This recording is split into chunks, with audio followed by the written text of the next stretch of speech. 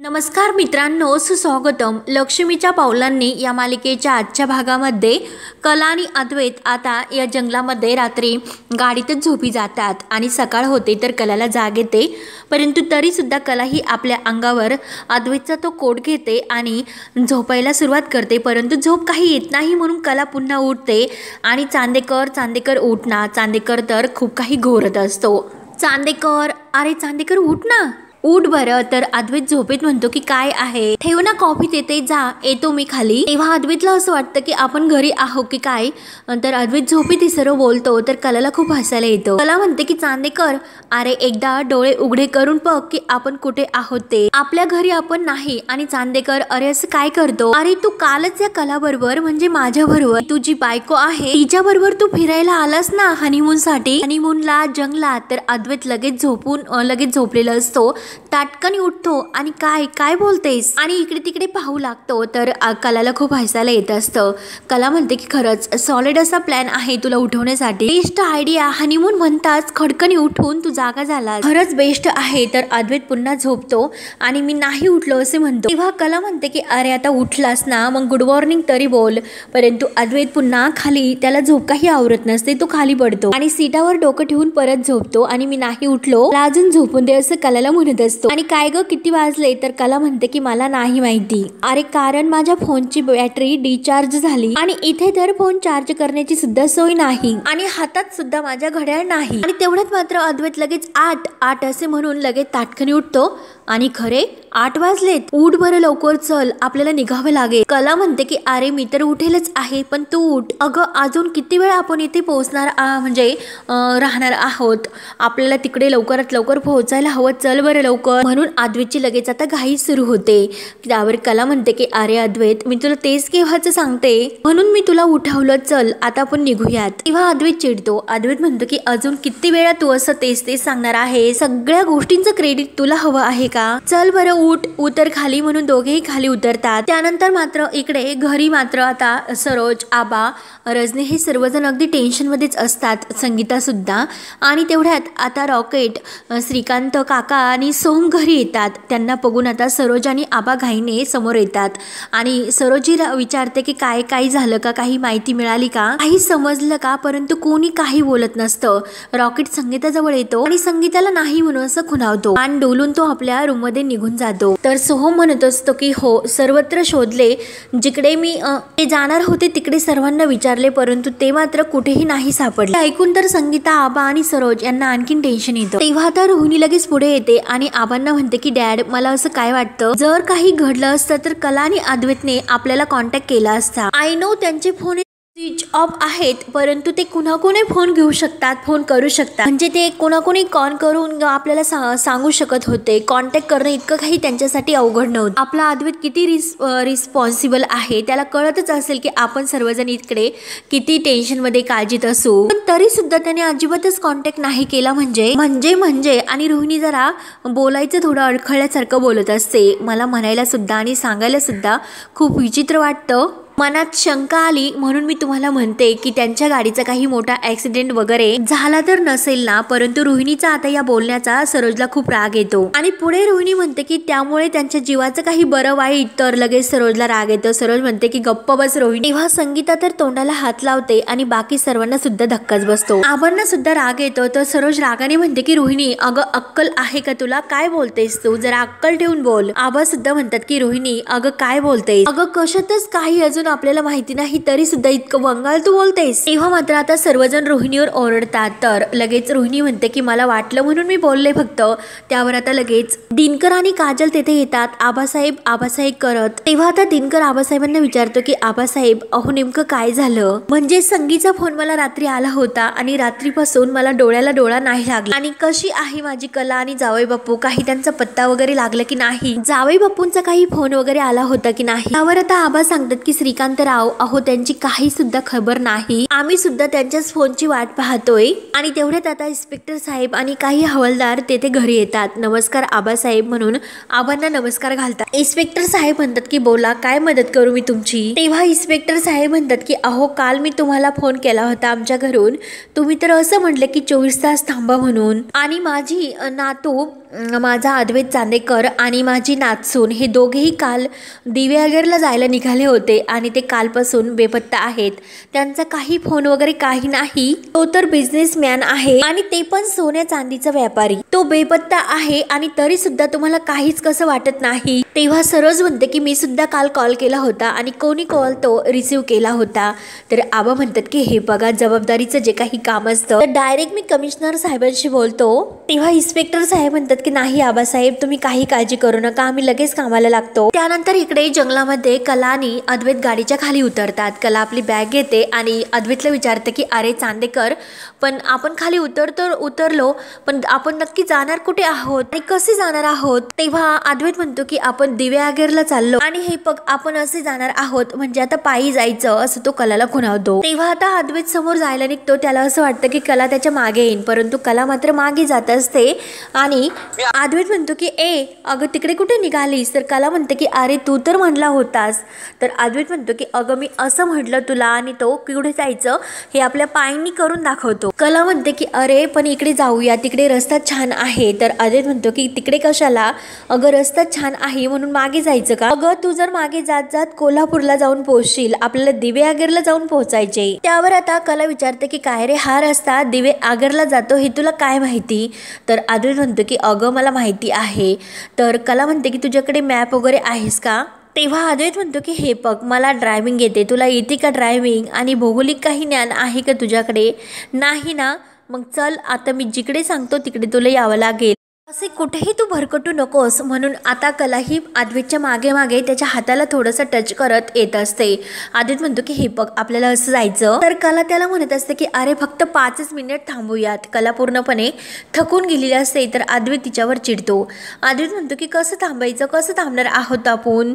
तेव्हा कला मात्र ही अद्वैतच्या हाताला धरून चालत असते आणि एका ठिकाणी थोडंसं लांब येते आणि परत ती खाली बसून घेते। अद्वैतला म्हणते की चांदेकर हे बघ आता मात्र माझा पाय दुखायला लागणार, मी नाही चालू शकत, मी आता येथेच बसून घेते। म्हणून ती एका ठिकाणी अगं बसते। अद्वैत तिला म्हणतो की काय ग तुला चालता येत नाही म्हणून तू कुठेही बसणार आहेस का। त्यावर आता अद्वैतची खूप चिडचिड होत असते, एकतर सकाळची कॉफी सुद्धा त्याला काही मिळाली नसते म्हणून आता दिवसाची सुरुवात सुद्धा काही चांगली होत नाही असं म्हणून त्याला खूप असा राग येत असतो आणि त्यात म्हणजे प्यायला पाणी सुद्धा नाही। अद्वैतला तहान सुद्धा खूप लागलेली असते आणि त्याची चिडचिड सुद्धा घेते। तेव्हा कला ही आपली बॅग उचकते आणि त्यातून बॉटल बाहेर काढते, पाणी आहे माझ्याकडे। तर कला लगेच म्हणते, असं म्हटल्यानंतर लगेच अद्वैत म्हणतो की काय पाणी आहे तुझ्याकडे दे ना मग। तेव्हा कला लगेच बॅगमधून ती बॉटल काढते आणि अद्वैतच्या हातात देत असते। अद्वैत रागाने विचारतो की काय त्यात पाणी आहे का। त्यावर आता कला म्हणते की भरून आण ना, जा ना जरा। तर अद्वैतची चिडचिड होते। अद्वैत म्हणतो की हो ना आता विहीरच खणतोय आणि घेतो पाणी। आणि असं गप्पा करता करता समोरून एक गाडी येते। अद्वैत त्या गाडीला आडवा होतो, हॅलो हॅलो अहो गाडी थांबवा, आम्हाला लिफ्ट द्या असं म्हणत पूर्ण गाडी पुढे येतो परंतु गाडी मात्र काही थांबत नाही आणि गाडी आता तेथून निघून जाते। तेव्हा आता अद्वैतला आणखीन राग येतो। अद्वैत म्हणतो की खरंच काय माणसं आहेत, तर असंही त्यांना आदर वगैरे काही नाही, माणुसकी नाही, मी कालपासून त्यांना हात वर करतो परंतु एकही गाडी थांबायला तयार नाहीत।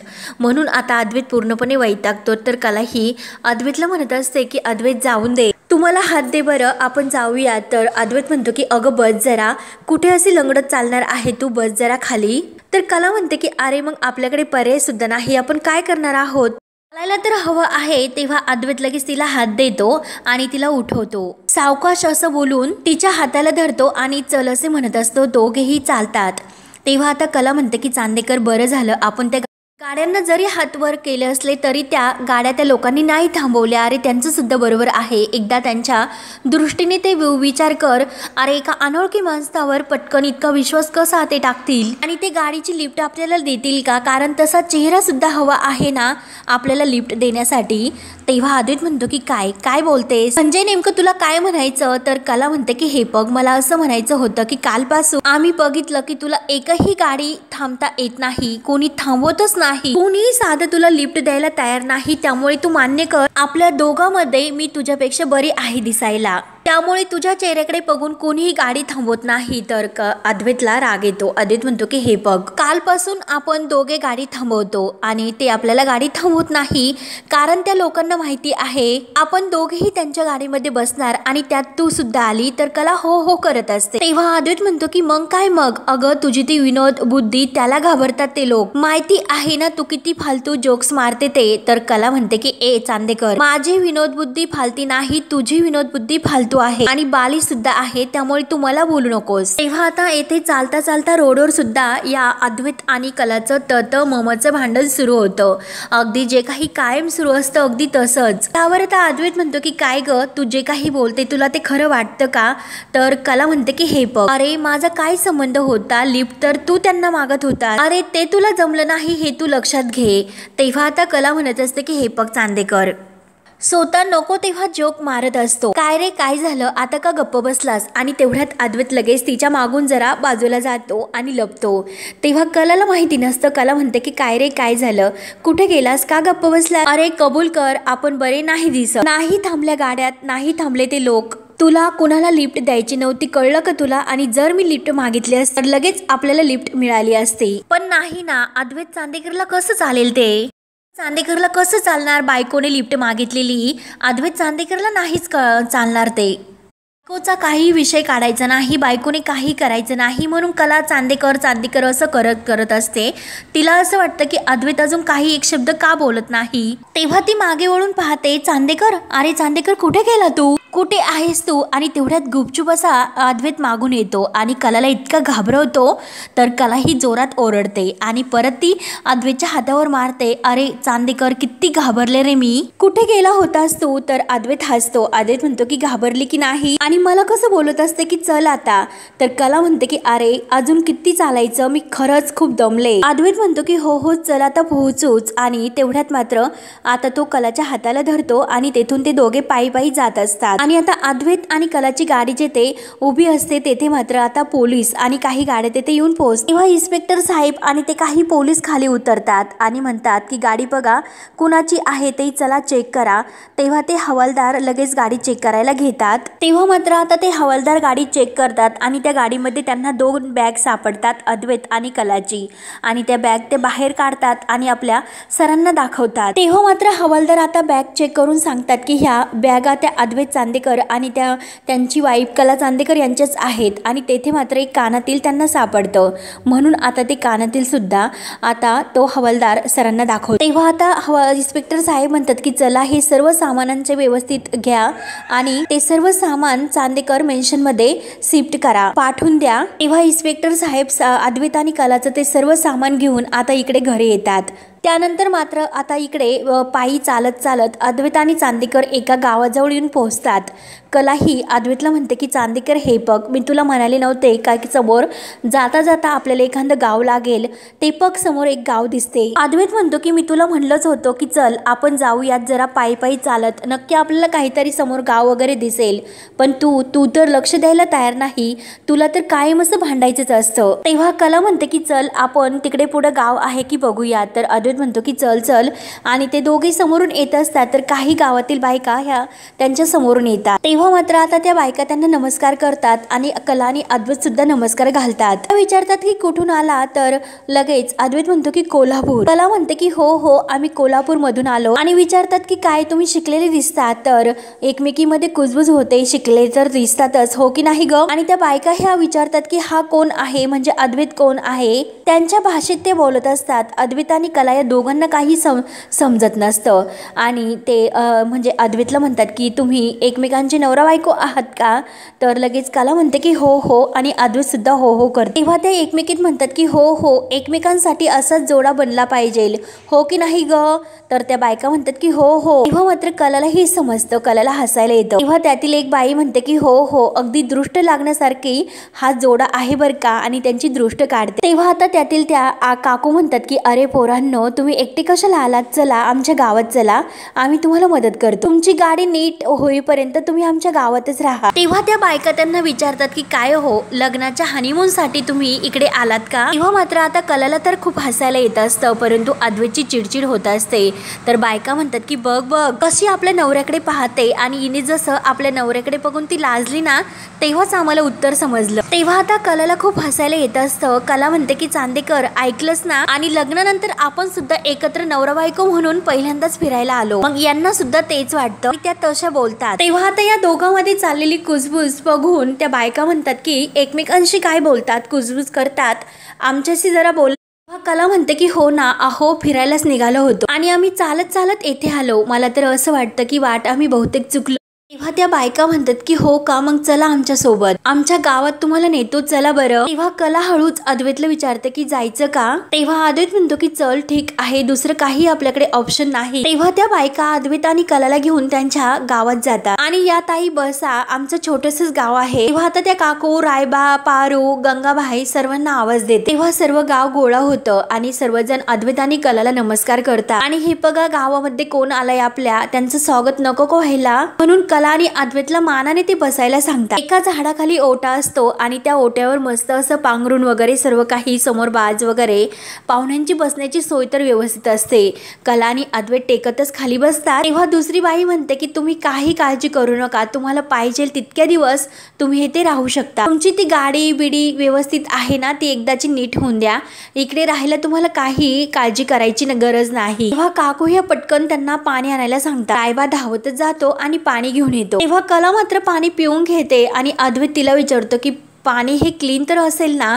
तर कला म्हणते की हे बघ, पाण्यासारखं पाणी आहे, पिऊन घे, अरे हे सुद्धा माणसंच आहे, येथील लोक सुद्धा तेच पाणी पितात। तेव्हा कला ही पाणी पिऊन त्या लोकांना म्हणते की खरंच ताई, तुमच्या पाण्याला किती चव आहे हो। तेव्हा ती काकू म्हणते की आमच्या कोकणातील लाल पाण्याची सवय असते, आमच्या कोकणात सर्वांच्या घराबाहेर विहिरी असतात, त्यातच आम्ही पाणी शिंदून आणतो। तर कलाला हसू येते। तेव्हा मात्र आता त्यांच्यासाठी चहा सुद्धा येतो आणि ते दोघे चहा घेत असतात। तर त्या काकू विचारतात की काय ग, तुझ्या लग्नाला किती वर्ष झाली? तेव्हा दुसरी ताई म्हणते की अगं वर्ष कसले, आत्ताच लग्न झाल्यासारखं दिसतंय। तेव्हा दुसरी माई म्हणते की हो ना, बघ ना तिचे गाल कसे गुलाबी गुलाबी दिसतात, अगदी नव्या नवरीसारखे। तेव्हा कला म्हणते की हो ना, अजून वर्ष नाही झालं लग्नाला, वर्ष होईलच। आणि काकू विचारतात की काय, कसं वाटलं का आमचं रान? तेव्हा अद्वैतला काही कळत नसतं।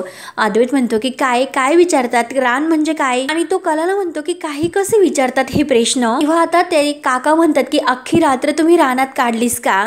चांगलं वाटलं का तुम्हाला? नवं जोडपं रानामध्ये जेव्हा एकटं राहतं ना, म्हणजे रोमांटिक काही वाटलं की नाही तुम्हाला, असं आम्हाला म्हणायचं होतं। कलाला मात्र आता थोडं थोडं समजत असतं आणि तिला खूप हसायला येत असतं। अद्वैतला मात्र काही कळत नाही की नक्की कोणती भाषा बोलतात ते। कला म्हणते की हो हो। तेव्हा अद्वैत लगेच कलाला चिमटा घेतो आणि काय ग, काही कसं बोलतेस, नक्की डोक्यावर पडले की गुडघ्यावर? हो काय हो म्हणते।